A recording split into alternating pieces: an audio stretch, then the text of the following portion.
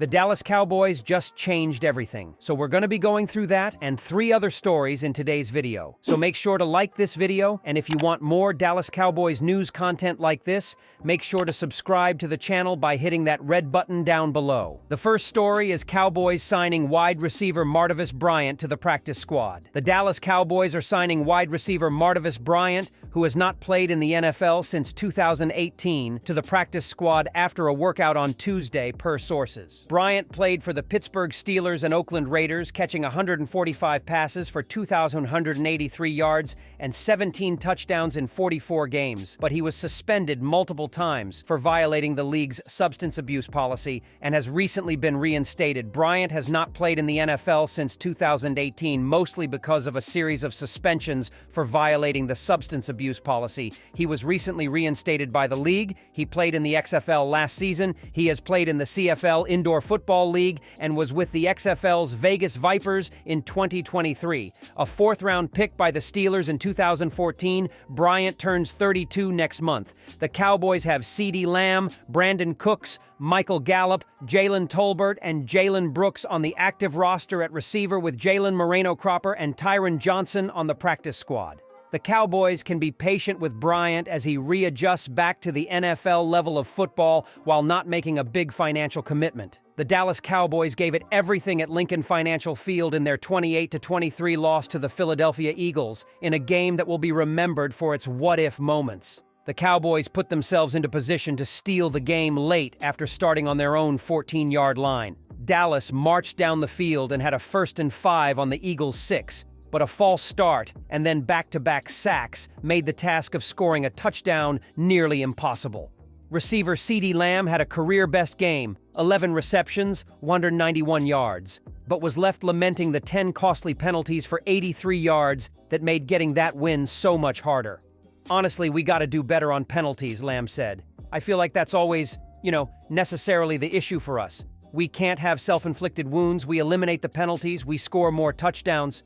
Penalties have been an issue for the Cowboys over the last couple of seasons, and again, in a big spot, that ugly wart was seen. But one positive was the performance of Dak Prescott, who is in some type of form right now. Prescott did all he could to pull his team to a win, and despite it being a game of inches that the Cowboys, as Lamb said, were on the wrong side of, Dak still got his team in a position to win the game at the end. Prescott would finish the game going 29 of 44 for 375 yards and 3 touchdowns. No turnovers. As one could argue, it was one of the best performances of his career despite it being a loss. Lamb wasn't surprised at what Dak was able to do. "I ain't learned nothing," Lamb said. I already knew what he could do. It's all on him showing the world what he can do." Unfortunately, that all gets lost, as when it was there to be won, the self-inflicted wounds returned, and perhaps luck wasn't on their side, to haunt the Cowboys. While the race for the division isn't over, although it's close, due to Dallas's and Philadelphia's respective upcoming schedules, the team must now run its own race and focus on itself, rather than the Eagles, who have a nice lead in the division and the entire NFC. But perhaps what is more important than worrying about what the Eagles do is that the Cowboys must find a way to stop costly penalties from ruining their chances at winning games. Because if this issue can't be fixed, then Dallas will only go so far if they make the playoffs. The second story is Micah Parsons urges NFL fans to share unified sentiment on Dak Prescott. There is no doubt about Dak Prescott's ability within the Dallas Cowboys locker room. After a crushing 28-25 loss to the Philadelphia Eagles in Week 9 that saw the Cowboys come just short of a win over their NFC East rivals, star linebacker Micah Parsons came to the defense of Prescott. "Dak is a freaking warrior," Parsons told reporters after the game. "That's Dak Prescott, bro. He's a dog. He's a warrior. I have an unbelievable amount of confidence in him. I felt he had a great game. People need to put more respect on him. He outplayed everyone today." Prescott completed 29 of 44 passes against the Eagles for 374 yards, 3 touchdowns, 0 interceptions, and a 115.2 passer rating. On a day when the Cowboys didn't get much done on the ground, Prescott powered the Cowboys. Prescott also came up just short of a 2-point conversion that would have made it a 3-point game. As Prescott scrambled for the end zone, replays show that he stepped out of bounds. The Cowboys' loss was truly a game of inches.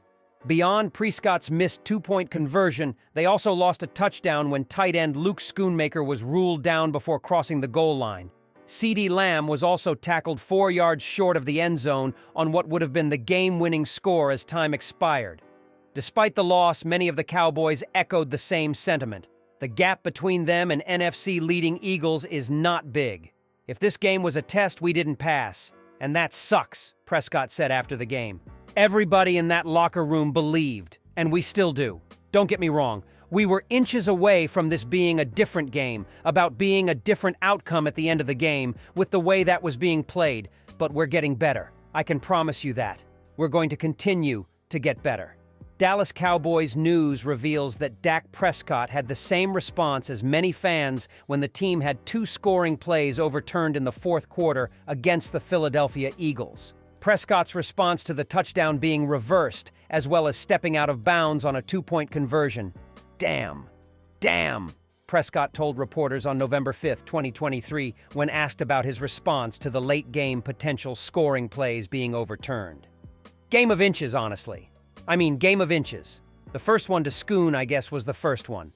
A great catch by him. That's first thing that would hit my mind. Great catch. Way to compete.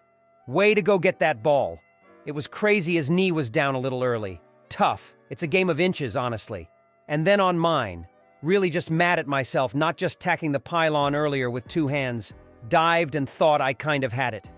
Dallas initially thought they had scored a touchdown trailing 28-17 with 10 minutes remaining in the game. Replay showed that rookie tight end Luke Schoonmaker's knee touched the ground before the ball crossed the goal line.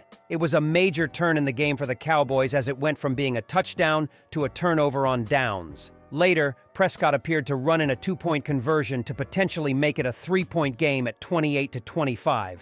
Instead, the review showed Prescott stepped out before crossing the plane with the ball. This was also a significant play as it would have allowed Dallas to kick a potential game-tying field goal to send the game into overtime on the final drive. Instead, the Cowboys came up just short of CeeDee Lamb finding the end zone on the final play. Despite the disappointing loss, Prescott was not completely dejected after the game. Prescott noted that football is a game of inches, while adding that there is plenty of positives for the team to take from the defeat. It's a game of inches, Prescott explained. It's why you got to love this game. It's tough. It's tough to win. We fought our asses off. Obviously they did. A great NFC East matchup. They came out with it tonight. But as you just said, an inch or two on one of those 3 plays, and we could be talking about a different outcome, so. But they got this one. It sucks. We're going to take it. We're going to move forward and use the fight. Use a lot of success. A lot of good things came out of this game despite the loss. Prescott threw for 374 yards and 3 touchdowns, completing nearly 66% of his passes in a losing effort. Cowboys news shows Dallas opens as a massive 15.5-point favorite against the Giants in Week 10. Heavy Sports projections powered by Quarter 4 gives Dallas an 88% chance to win in the NFC East matchup. The third story is Dan Quinn points at 2 defensive reasons for the Dallas Cowboys' loss against the Eagles. The Dallas Cowboys were back at the Star in Frisco on Monday after suffering a nail-biting loss to the Philadelphia Eagles on Sunday evening at Lincoln Financial Field. There were positives and negatives to take away on both sides of the ball after the loss, as defensive coordinator Dan Quinn, offensive coordinator Brian Schottenheimer, and special teams coordinator John Fassel all took the podium on Monday to discuss the game. Here are the highlights from those availabilities. Dan Quinn took the podium first and opened by saying that even though his defense did perform well against one of the NFL's top offenses, his unit failed to capitalize in 2 critical areas of the game. If you had asked me prior to the game to give me 2 takeaways or 2 keys to winning, I'd have said we have to get the ball back for the offense, create a few takeaways and win on 3rd down, Quinn said. And if you ask me now, the 2 things why we didn't win the game, I'd say we didn't create any takeaways and we didn't win 3rd down. Not delivering on those is the tough part. The Dallas defense had 0 takeaways for only the 2nd time this season, with both games being losses, and allowed the Philadelphia offense to convert on 7 of its 14 third down attempts.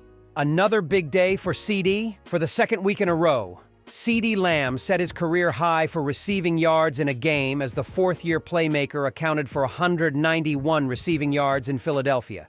In Schottenheimer's perspective, it's a testament to the extra effort he's put in since his frustration after the loss to San Francisco.